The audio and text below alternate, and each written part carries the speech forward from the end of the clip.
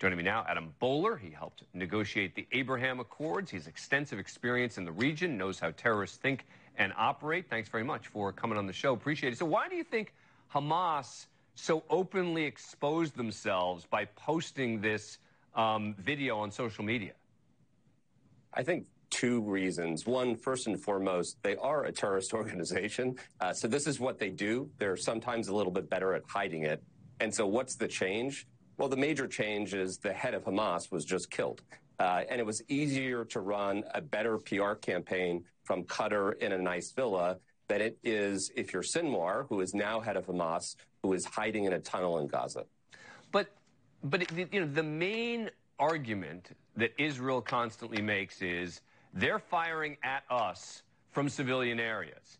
And Hamas constantly denies that, right? And they just claim, oh, this was just a refugee camp. They were targeting the refugee camp because there's civilians there.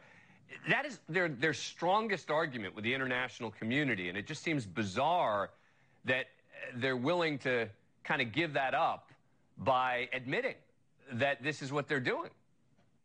I think you're ascribing rational thought to a terrorist organization. Their job and Hamas's job is to eliminate Israel by any means necessary. And it's just a question of how much they cover that up or how open they are. So the individual that's left, the new leader of Hamas, is the one that planned and orchestrated the October attacks, right? So this guy's a really bad guy. If the other guy was a bad guy, this guy makes that guy look like a nice guy. And so that's what you're seeing here is he's hiding. He doesn't have as much control, and the true colors are just coming out. But isn't that the concern, right? That you kill one guy and you get another potentially more radicalized guy in his place? Always. It's why it's important that you eventually kill them all. Yeah, well, but that's impossible, right? I mean, there is no such thing. It may be impossible. Right? Yeah. Look, I think, so I'm half joking, although I really support that.